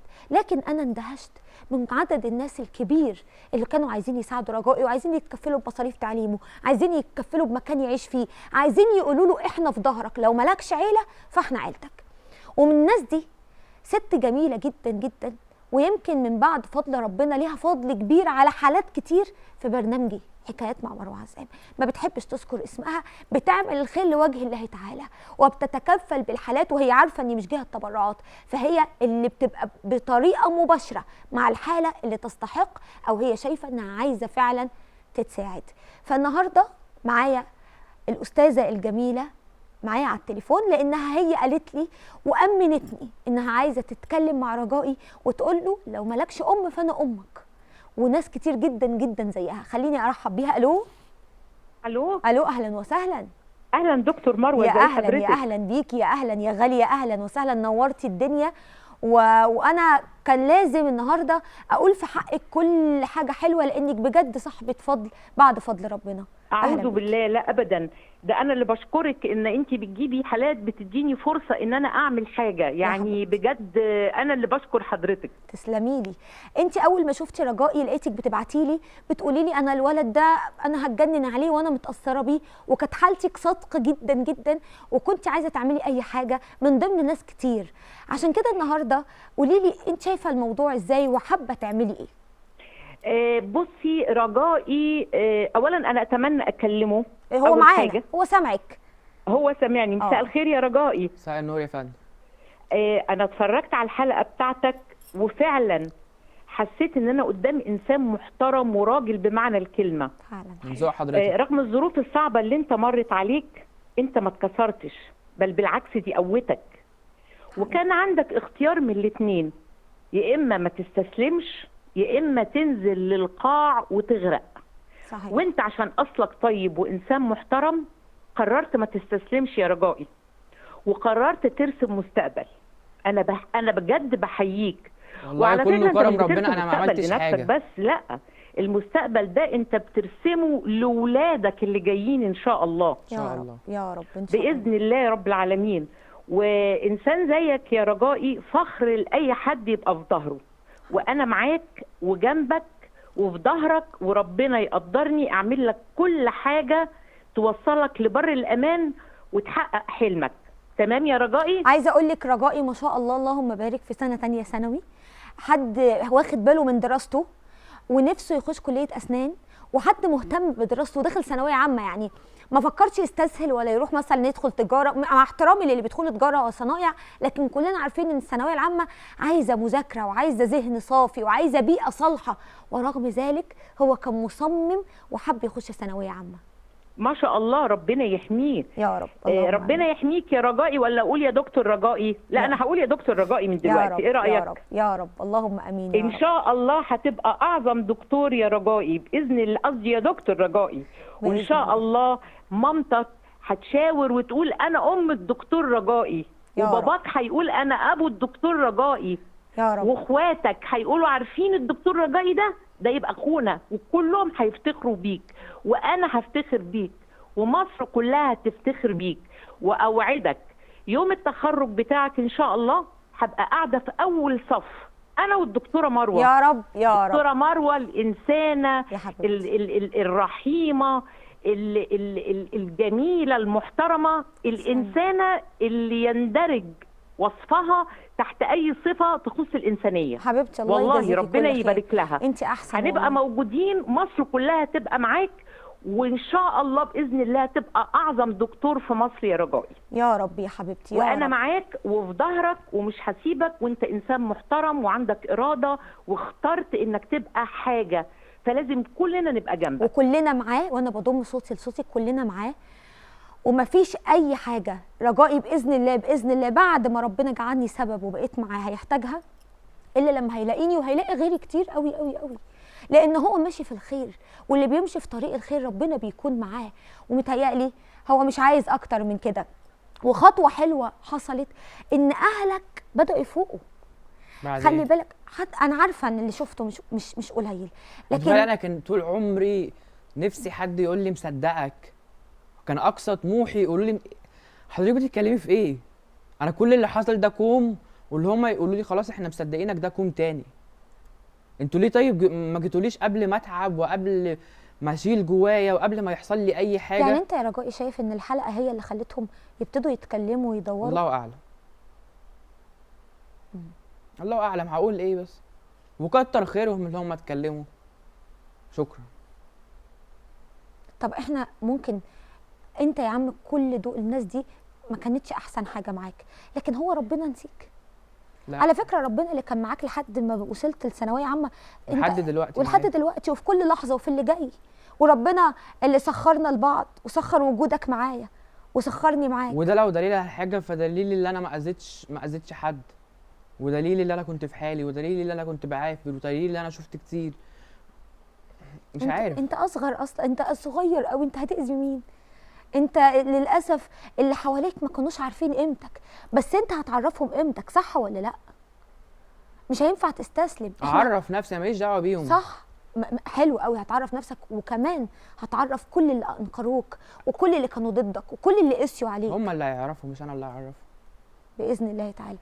مش عايزاك اللي جاي كله خير. دراستك هتكملها على اكمل وجه، هتعيش في احسن مكان، مش هتبقى محتاج حاجه من حد، هيتوفر لك شغل زي ما انت حابب. وانا عايزه اقول ان رجائي نفسه عزيزه جدا وحابب يشتغل وعايز يشتغل شغلانه تليق بيه، لان هو حاسس ان كفايه قاعده في السوق وكفايه قاعده في الشوارع، اتبهدل كتير، محتاج يشتغل شغلانه تنفعه وتنفع دراسته وتكون موائمه مع ظروف دراسته. وان شاء الله خلاص كل ده هيتحل. انا النهارده بس اديتك نقطه بسيطه من واحده من الناس اللي كانت هتتجنن تكلمك. انت عارف انا لو سبت الخط مفتوح انت مش هتلاحق على كم الناس. كلموني، ده ناس كتير قوي عايزه تكلمك. في ده ناس ناس كتير من أوي بره، كلمتني. انت عارف قد ايه ناس من بره مصر عايزه تكلمك؟ في ناس كلمتني. انا من كتر ما انا كنت خايفه عليك والله في ناس انتحلت شخصيتك عشان عايزين الناس تساعدهم. انت متخيل في ناس نصابين انتحلت شخصيتك من كتر ما الناس عايزاك. عشان كده احنا خصينا ان اي حد عايز يتواصل مع رجاء يبقى من خلالنا احنا ومن خلال الاداره، وعملنا تحذير بده لان في ناس عدم الضمير وما عندهمش رحمه وبيستغلوا مصايب الناس. طيب ممكن بقى تقولي اخر حاجه، رسائل كده عايز توجهها لمين؟ انا سايباك براحتك. احنا وصلنا للي احنا عايزينه ونجحنا والحمد لله ربنا معانا وهيفضل ربنا معانا لاخر المشوار. ايه الرسائل اللي عايز تقولها بقى؟ امي انا مش هذم في حد ومش هدعي على حد ولا كل الكلام ده، بس لو على امي فانا هقول لها يعني زي ما انا كنت اللي انا انام عمر كبير قوي وانا زعلان وانا خاطري مكسور بسببك كنت ما هنش عليكي تكلميني حتى بعد كل اللي حصل، فانا حقيقي مش مسامحك ومش هعرف اسامحك، لان الفرص بتخلص وفي فرص للاسف ما بتجيش غير مره واحده، والفرصه جات لك اكتر من مره، وانت عارفه ان انا بحبك وكنت بحبك حب محدش بيحبه لحد. ومهما قالوا لك ما كنتش بتسمع كلامهم، مهما قالوا لك عنها. عمري ما صدقت عليها حاجه غلط او عمري ما صدقت عليها حاجه وحشه. انا لحد دلوقتي انا امي دي احسن ام في الدنيا كلها واعظم ام في الدنيا كلها ومش هيجي زيها في الدنيا كلها بالنسبه لي. ماليش دعوه الناس بيشوفوها ازاي، بيشوفوها حلوه بيشوفوها وحشه، بس انا كابنها تحت امرها في اي وقت. يوم لما تتعب هتلاقيني انا اتوجعت قبلها، يوم لما يحصل لها اي حاجه هتلاقيني انا اول واحد في ظهرها، بالرغم اللي هي مفيش مره واحده كانت في ظهري. تمام، دي امك وهي اكيد لو سمعانا هي اللي خسرت قلب جميل زي قلبك. مين تاني عايز تقول له حاجه؟ ابويا اقول له لو مت ما تمشيش ورايا. اذيتني اذى انا لو عشت 10 اعمار على عمري مش هعرف اتعالج منه. سببت لي جرح مش هعرف اداويه. هعيش هكبر وهخلف وهتجوز وهيبقى عندي حياه وبيت ان شاء الله، بس انت عمري ما هسامحك. ولو انا مت قدام الناس كلها انت ما تمشيش ورايا ومالكش دعوه بيا، لاني مش هبقى مرتاح وانت ماشي ورايا لما اموت، فهتبقى تعبتني وانا عايش وتعبتني وانا ميت. مرات ابوك اخر حاجه، وانا عارفه ان الكلام كتير جواك بس اخر حاجه تقولها. مرات ابويا لحد اكيد عملت معايا حاجه كويسه، وفي الاول وفي الاخر هي مرات اب، بس عايزه اقول لها ما عملتش معاكي حاجه وحشه عشان تعملي كل اللي انت عملتيه. انا كنت اقرب لك من ولادك، كان سرك معايا، اهلك ما كانوش يعرفوا عنك، انا اللي كنت اعرف عنك كل حاجه، وعمري ما خنتك وعمري ما قلت عليكي انت اللي قلبتي عليا. انا لاخر الدقيقه كنت انت بتاذيني فيها ما كنتش بقول لك غير يا ماما، كنت بتاذيني وبتقولي لي مش امك وعمرك ما حسستيني ان انت امي، وانا لاخر دقيقه كنت بقول لك يا امي. فربنا بقى حسبي الله ونعم الوكيل. حسبي الله ونعم الوكيل. ده اخر حاجه ممكن اقولها، وانا بشكرك شكرا جزيلا يا رجائي، نورتني وشرفتني، وبوعدك كل اللي جاي خير. وبعد الحلقه ان شاء الله كل حاجه هتحصل لك هتعرفها باذن الله تعالى. يمكن مش هنقول على الهواء اللي هيحصل له عشان هو حابب ده، وباذن الله بعد ما نخلص كل شيء هيكون احسن باذن الله في حياه رجائي باذن الله تعالى. انا مبسوط جدا جدا جدا جدا ان انا طلعت مع حضرتك. انا صورت مع ناس قبل كده واكيد في ناس كتير عارفاني، بس حرفيا اول مره احس ان انا صوتي واصل، اول مره احس ان انا مطمن، مش لهدف معين، لهدف اللي انا الناس اللي كنت عايزهم يشوفوا الفيديوهات شافوها. ناس كتيره جدا من جيراننا وناس كتيره جدا من الشارع وناس كتيره جدا يعرفوني شخصيا وصل لهم المعلومه وكانوا عارفين. ربنا مش احنا، واحنا ملناش اي دعوه باللي حصل، ايه هو ربنا اللي بيسبب الاسباب، واللي جاي باذن الله في حياه رجاء يكون احسن واحسن واحسن. ويا ريت كل الاهالي اللي سمعونا يتعظوا وياخدوا بالهم من اهم ناس في حياتهم، ولادهم، لان الولاد نعمه ما بتتعوضش. خلوني اطلع فاصل سريع وارجع تاني. اهلا بيكم مره تانيه. اكيد في بنات كتير زهقت من الليزر وتكلفته، واكيد في بنات كتير ممكن ما تنتظمش في جلساتها، لكن انا هقول مرارا وتكرارا يا بنات ويا سيدات، عندنا بديل امن جدا اسمه جذور، وهو مش منتج عادي، ده واحد من اكتر المنتجات مبيعا في مصر والوطن العربي كبديل فعال للليزر. والله مش اي كلام، ده كلام حقيقي جدا، لان الاف التجارب والريفيوهات الايجابيه، ناس اشترت حقيقي، ناس رجعت اشترت تاني بعد ما جربت. جذور بيساعد على ازاله الشعر وتقليل نموه مع الوقت، وبيعالج جلد الوزة والشعر اللي تحت الجلد، وبيعالج حاجات كتير جدا ممكن الليزر نفسه ما يقدرش يعالجها، ومن غير آلام ولا فلوس كتير. عايزه نتيجه من اول استخدام؟ اختاري المنتج الصح، اختاري وجربي، وقبل ما تجربي استفتي قلبك كده وشوفي تجارب الاخرين وشوفي اراء الناس، ولو لقيتي ان الموضوع يستحق لازم تجربي، لان اكيد بهدلتك ونزولك وشحطتك وفلوسك يستحقوا منك انك تجربي منتج بيقولوا عليه حلو لحد ما انت تعرفي هو فعلا حلو ولا لا. خلينا النهارده ارحب معاكم بدكتوره شاذة الخولي، صيدلانيه واخصائيه التجميل للشعر والبشره، واللي هتكلمنا عن جذور بتفاصيله، وهي من الناس اللي لما بتلاقي حاجه كويسه بتتكلم عنها بجد وبتقول مميزاتها وبتقول كل التفاصيل بتاعتها، ولو فيها عيب برضو بتذكره. خلوني ارحب بدكتوره شاذة. اهلا بيكي يا دكتور. اهلا بيكي يا مريم، منوراني حبيبتي. النهارده احنا بنتكلم عن جذور عشان فعلا الكلام اللي قلته حقيقي جدا. بنزهق من موضوع الليزر، وبنزهق من الطرق التقليديه، وبنزهق وبندفع فلوس كتير، بنبقى عايزين حاجه تلخص الامور. جذور هيلخص الامور؟ بصي، هو الحلو في جذور ان احنا عاملين كده تكنولوجيا جديده او عاملين اختراع جديد مش موجود خالص في السوق المصري، ان انت ازاي تعملي جلسات بديله للليزر، حتى الليزر اللي هو مكلف اللي بيتعمل في العيادات اللي بيكون ليه اثار جانبيه كتيره، وكمان حتى الليزر المنزلي لانه برضو بيكون بفلوس كتيره جدا جدا الجهاز بتاع الليزر المنزلي.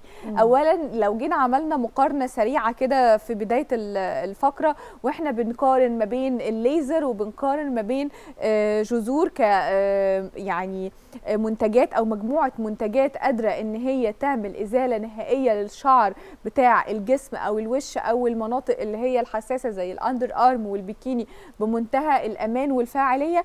وجينا نتكلم اول حاجه عن التكلفه، نيجي نبص على الليزر تكلفه عاليه جدا، جلسات كتيره جدا بفلوس كتيره جدا بالظبط، وجلسات لا تنتهي طول الوقت. نيجي نشوف ده عند جذور، لا احنا هنلاقي نتيجه بنسبه 90% بعد استخدام جذور بالظبط ب6 شهور، او الناس اللي عامله ليزر وحابه ان هي تكمل بجذور ده هيديها نتيجه بعد 3 شهور، هتلاقي نتيجه ممتازه جدا، مش هتضطر ان هي تستخدم اي حاجه تانية عشان تزيل الشعر.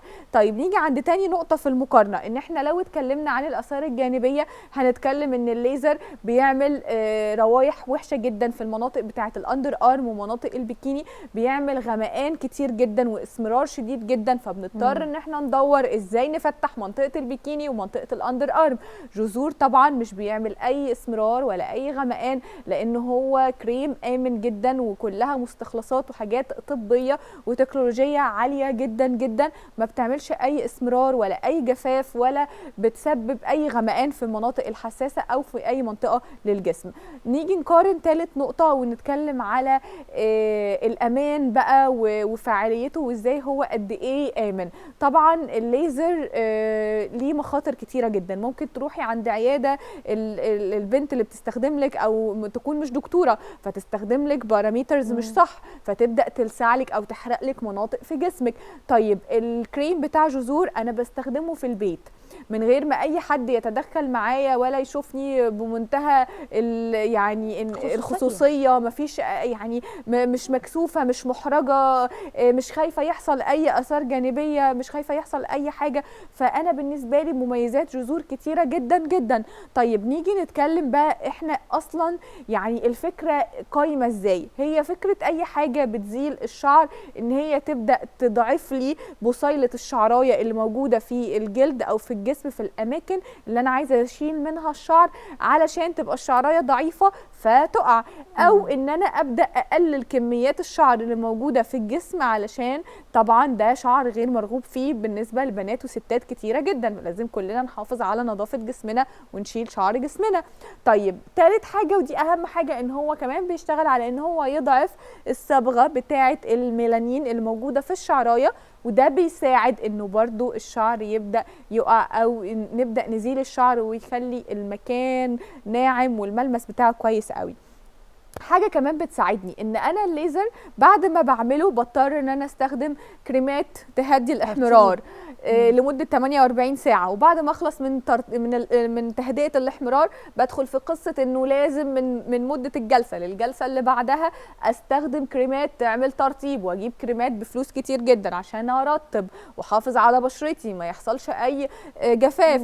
طيب لو حد بشرته اغمقت اضطر ان انا اجيب كريمات تفتيح عشان افتح بشرتي. صحيح. طب ايه رايك بقى لو عملتي كل ده في منتجات بتاعه جذور، شلتي الشعر، رطبتي بشرتك، حافظتي على جلدك من انه يحصل عندك جلد الوزه، اديتي لجسمك الترطيب والنعومه اللي انت محتاجاها، يعني شلتي شعر جسمك وجسمك بقى ناعم وملمسه ناعم زي البيبيهات كده. فكل ده في جذور. بتشتغل ازاي او ايه المواد اللي موجوده فيه؟ مواد فعاله كتيره جدا زي مستخلص شجره الحياه، وده مهم جدا ومش موجود حقيقي في اي منتج موجود في مصر، مش هتلاقيه موجود. مستخلص شجره الحياه جديد بالظبط. هو ده الماده الفعاله اللي قائم عليها اصلا جذور، اللي بتشتغل على ان هي تضعف الجذور وبصيلات الشعرايه وفي نفس الوقت بتدي ترطيب. يعني في ناس تقول لك ايه، هم بيجيبوا اي اسامي ويبيعوهن، لا يعملوا يعني سيرش على جوجل. في حاجه اسمها مستخلص شجره الحياه، في ماده اسمها اربوتريبيت، يعني هم لو عملوا سيرش هيلاقوها بالظبط. ودي الماده الاساسيه في الجذور، ودي الماده الاساسيه بالاضافه لماده ثانيه اسمها ماده الفيسكم VISCUM، عشان الناس تتفرج علينا لو حابين يراجعوا ورايا يدخلوا يراجعوا على جوجل كويس يشوفوها هيلاقوها. الماده الفيسكم، الماده دي كمان من المواد اللي بتعمل تهدئه للبشره وبتعمل ترطيب ونعومه، وفي نفس الوقت برضو بتدخل في التركيب ان هي تضعف الشعر بتاع الجسم، فيبدا الشعر بتاع الجسم يقل ويقع، والمنطقه اللي انا بستخدم فيها جذور يبدا ما يبقاش فيها اي شعر خالص وتبقى ناعمه جدا. بالاضافه طبعا لزيت الارجان وزيت الجوجوبا اللي هم مسؤولين ان هم يعملوا نعومه فائقه للجلد، وبمجرد ما بعمل الجلسه بتاعه جذور بحس قد ايه كل الجلد بتاعي ناعم. خليني بقى اقول لك النهارده يا مروه ان احنا عندنا الكريم وعندنا السيرم وعندنا القلم، وبستخدم كل واحد فيهم ازاي. اولا استخدام جذور بستخدمه 3 مرات في الشهر، لانه من الحلقات اللي فاتت في ناس كتيره جدا حسيت ان هم بيبعتوا لنا او بيتصلوا بينا وبيسالونا ان هم مش واضح لهم بالظبط طريقه الاستخدام. فانا حابه اكون دقيقه قوي في ان انا اوضح طريقه الاستخدام النهارده، انه انا بستخدم جذور يا جماعه 3 مرات في الشهر، تمام؟ مره كل 10 ايام، وفي المره دي بحطه على جسمي كل 12 ساعه. تمام، واصله المعلومه كده؟ كل 12 ساعه في 10 يعني ايام، مش مره واحده. مره واحده كل 10 ايام، يعني هم 3 مرات في الشهر، مره واحده كل 10 ايام، وفي اليوم اللي انا هستخدم فيه ده هحطه مرتين في اليوم كل 12 ساعه. بسيطه، يعني انا استخدمه 3 مرات بس في الشهر. تمام في المره مرتين. ايوه، في المره الواحده اللي هي كل 10 ايام كل 12 ساعه، مرتين في اليوم، يعني بفاصل 12 ساعه. حلو قوي. تمام. طيب هستخدمه ازاي؟ المناطق اللي فيها الجلد بيبقى سميك شويه زي منطقه الدراعات او الافخاذ او الارداف او الرجلين بستخدم الكريم. باجي عند السنسيتيف اريا او المناطق الحساسه يفضل ان احنا نعمل طبقه من السيرم ونستنى ربع ساعه وبعدين نحط طبقه من الكريم رقيقه. يعني مش كل ما نكتر كل ما النتيجه تبقى نتيجه، لا، ده كل ما نخلي الطبقه كده رقيقه كل ما جلدي هيستفيد منها وهيبدا يرياكت او يدي المفعول اللي انا عايزاه من الجلسه. هعمل الجلسه بتاعه جذور ازاي في البيت؟ اولا لازم يكون انا واخده شاور، يعني جلدي نظيف تماما. تاني حاجه لازم اكون عامله حلاقه كويسه جدا لكل الشعر اللي موجود في جسمي، وده بيحصل في الليزر. يعني بالظبط بيحصل ده قبل ما بتروح جلسات رايحه بالظبط. هتستخدمي شفرات الحلاقه، بس قبل ما احط شفرات الحلاقه على جسمي يا جماعه لازم احط، بصوا، اضعف الايمان جل صبار من البيت. اي كريم مرطب عندي في البيت ما اضربش كده مكنه الحلاقه على اي مكان في جسمي الا لما اكون حاطه قبلها مرطب. طب في ناس يا دكتور يقول لك يعني عفوا مكنه حلاقه ازاي انا استخدم، يعني كبنت تستخدم مكنات حلاقه؟ ايوه في مكنات حلاقه نسائيه. لا احنا بنعمل مثلا طرق تانية. ما الطرق التقليديه بقى زي الشمع والسويت والحاجات التقليديه دي كلها بتعمل ترهلات في الجلد، بتخلي الجلد في بقى صور هجيب لك معايا ان شاء الله المرات الجايه، ناس جايبين لنا صور كده اللي بيبقى عندهم في الاندر ارم. طبعا دي حاجه مشتركه جدا وكل البنات بيتفرجوا عليها دلوقتي والستات هيبقوا فاهمينها، انه في الاندر ارم بنلاقي الشعر كده زي بيقولوا عليه بالبلدي مزغب كده تحت الجلد، وتحسي ان انت عارفه كده لما يبقى في فرخه او بطايه كده مش نظيفه وانت تقعدي تمسكي المنقط تطلعي الشعر بيبقى طالع كده بالمنظر اللي مش حلو ده، وبيبقى خشن جدا، وفي ناس تطلع لها حبوب صغيره، ما ده بسبب ان انت بتستخدمي سويت او بتستخدمي شمع. لكن انت لما تستخدمي الطريقه بتاعت ان انت تعملي شيفنج للمنطقه بمكنه الحلاقه النسائيه، عشان ما تزعليش لان مكنات الحلاقه النسائيه موجوده كتير جدا في الصيدليات وبسعر قليل قوي، هتجيبيها مع اتجاه الشعرايه وهتبداي تحلقي الشعر قبل ما تعملي الجلسه بتاعت جذور، وقبل ما تحطي مكنه الحلاقه على جلدك هتستخدمي جل صبار او اي كريم مرطب عندك ايا كان المسمى بتاعه، حطيه على جلدك وبعدين في اتجاه الشعرايه ابدأي اعملي شيفنج او حلاقه للشعر، وتستني بعدها بعد ما تغسلي جسمك طبعا من الشعر الزياده اللي وقع من الجسم، تستني كده ساعه جلدك يهدى وتبداي تحطي زي ما انا قلت الكريم على المناطق اللي فيها الجلد سميك، رجلين طبعا افخاد الدراعات. الجسم بيشربه بسرعه جدا لان هو بصي خلينا نجرب مع بعض الكريم والسيرم، وزي ما انا قلت ان احنا الاستخدام واحنا بنجربهم بقى، خليني اقول لك ان العرض النهارده 45% خصم على المنتجات بتاعه جذور الثلاث منتجات والشحن مجانا. وكمان الناس اللي هتاخد المنتجات بتاعه جذور يعني هياخدوا اوفر واحد، الناس هتاخد اكتر من اوفر ليها خصومات اكتر لما يتصلوا على ارقام التواصل، لكن اللي هياخدوا اوفر واحد ليه 45% بالظبط. وانا بفضل يعني ان انا ما اخدش اوفر واحد، افضل ان انا اخد ممكن يشتركوا ناس بالظبط، افضل ان انا اخد اكتر من اوفر، لان انا عشان الاقي نتائج مبدئيه لازم استخدمه 3 شهور اقل حاجه، من 3 شهور وبعد كده في ناس لازم على حسب لو شعرها لو مشعره باخد 6 شهور، فاستفيدي بقى بعروض، وبدل ما تاخدي عرض واحد على خصم 45% اسألي بقى على العروض الاكسترا لو اخدتي اكتر من مجموعه، يعني لو اخدتي مجموعتين او 3 في عروض زياده. طيب انا عايزه اقول لك انا ما لحقتش وانا بتكلم معاكي جسمي اصلا بصي يعني جسمي خلاص ما فيش ولا اي حاجه شايفين ما فيش اي حاجه، جسمي امتصه بسرعه. ده برضو بالنسبه للسيرم عشان الناس تشوفوا السيرم بيتفتح كده وهو برضو ايه يعني ايه مش عايز يلزق كده، الملمس بتاعه بيكون كده ماشي، نعدلهم الملمس بتاعه بيكون كده.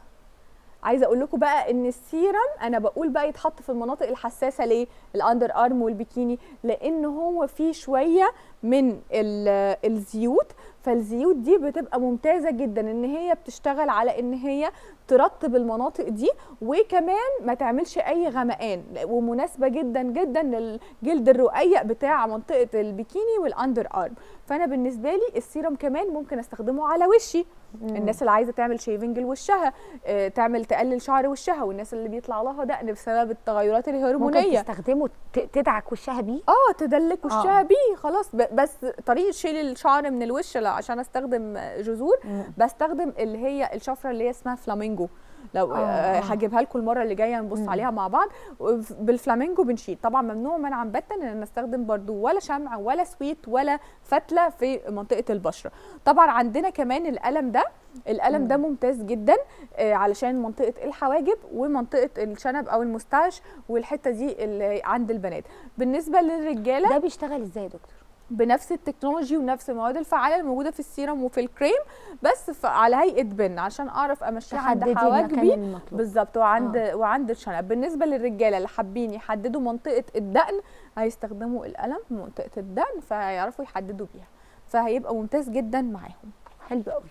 نقول العروض تاني بعد اذنك. خصم 45% على 3 منتجات على الباكج او المجموعه بتاعه جذور، وزي ما احنا متفقين انه طبعا دايما بايو ناتشرال بتقدم الشحن بيكون مجانا، وزي ما انا قلت يفضل ان احنا ناخد اكتر من عرض، لانه انا كده او كده هقدر يعني هضطر ان انا استخدم اكتر هستخدمه لمده 3 شهور عشان الاقي نتيجه مرضيه. مظبوط. طيب خلينا ناخد اسئله الناس.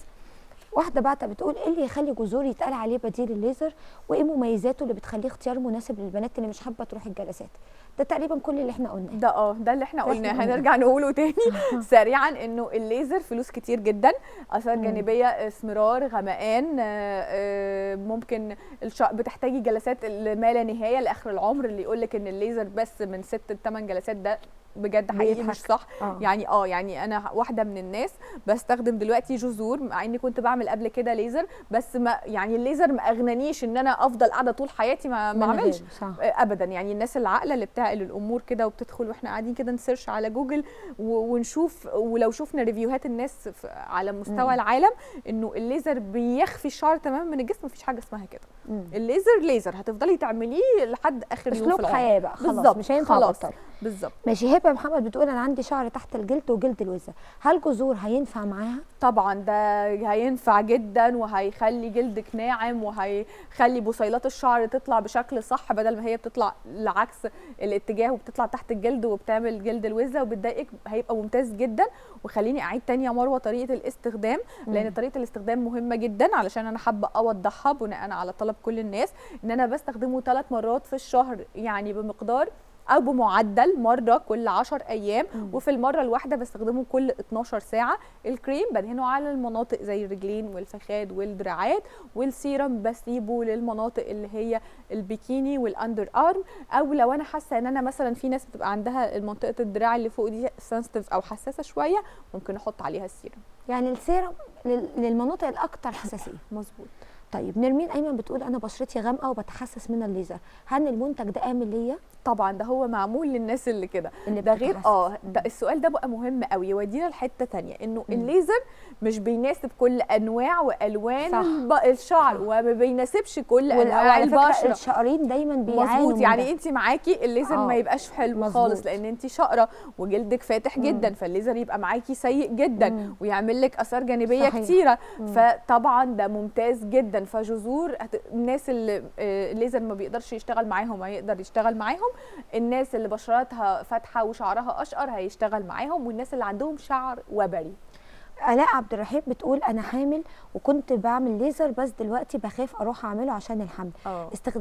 استخدامي للجذور فعلا هيكون امن في فتره الحمل ولا لا؟ ده بصي دي حاجه مهمه قوي. انا ببقى دايما حاسه بكل، يعني اي بنت بيبقى عندها اي هرمونال اكستشينج او اي تغيرات هرمونيه، وبالذات الحوامل، انه احنا يعني لما بتبقي حامل دي ممنوع كميه ممنوع تخليكي تدخلي في دايره اكتئاب مش عارفه تخرجي منها. صحيح. فانا بقول لك ان انت مع الحمل تقدري تستخدمي جذور بكل امان، ومش هتحسي باي حاجه، بالعكس ده هيبقى ممتاز جدا معاكي، يعني ممكن واحده تنتظم عليه من اول ما تعرف انها حامل لحد ميعاد الولاده، عشان ما يبقاش في جسمها طبعا اي شعر. طبعا هيبقى ممتاز جدا معاها. لانه كمان انا عايزه اقول لك على نقطه مهمه، هو كمان بيشتغل على الناس اللي بيطلع عندهم شعر غير مرغوب فيه بسبب التغيرات الهرمونيه. والحمل ده يعني ده وقته، ده طبعا تغيرات هرمونيه للصبح يعني.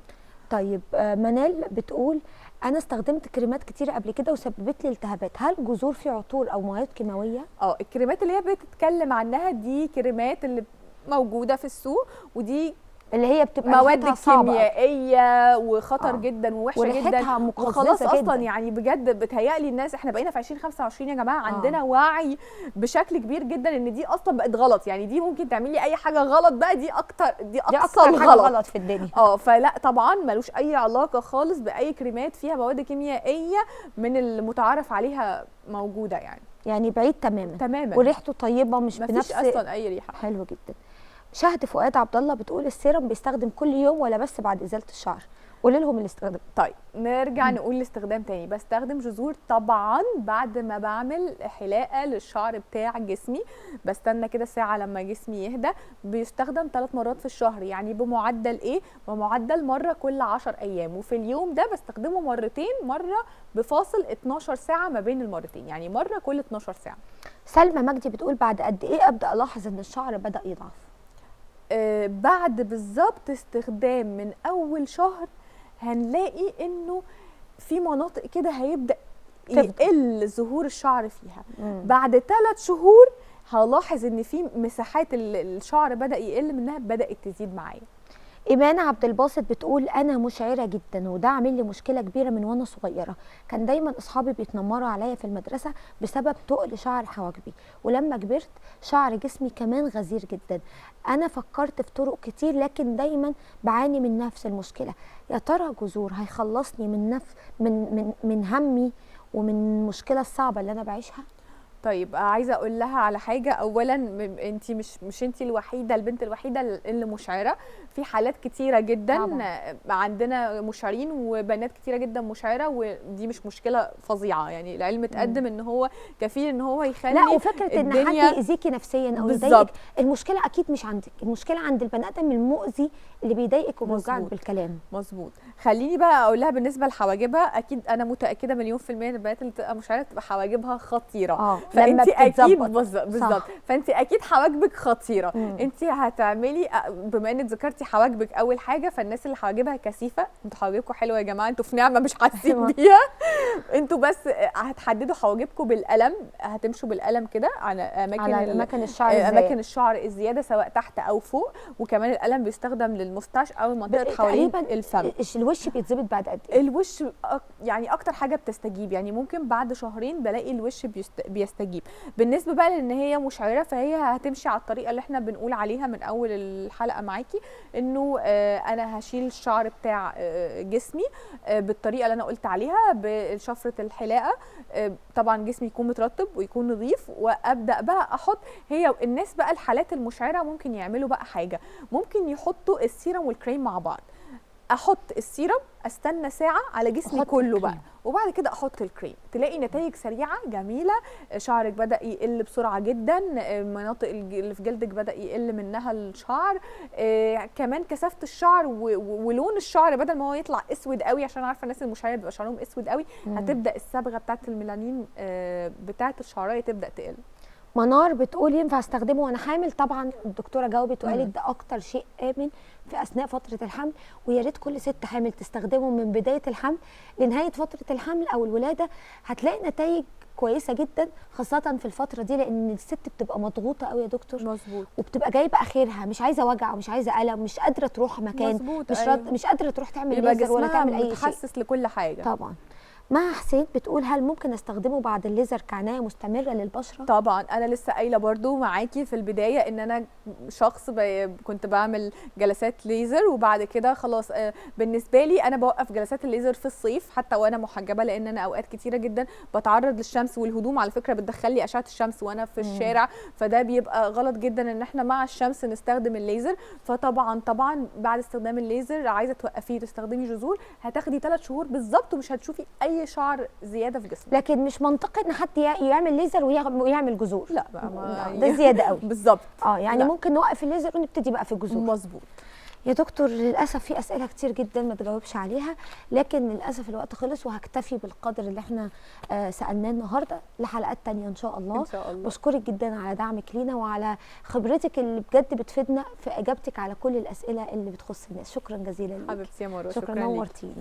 ويا رب نكون افدناكم، والهدف هو ان احنا نسهل عليكم الامور، نبسطها لكم، نوصلكم لنتائج ممتازه جدا وانتوا قاعدين في بيوتكم.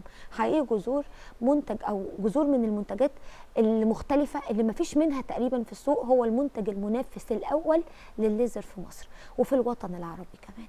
بشكركم وبحبكم، وبتكون موعدنا دايما 4 وخميس وجمعه الساعه 9 مساء على شاشه قناه هي.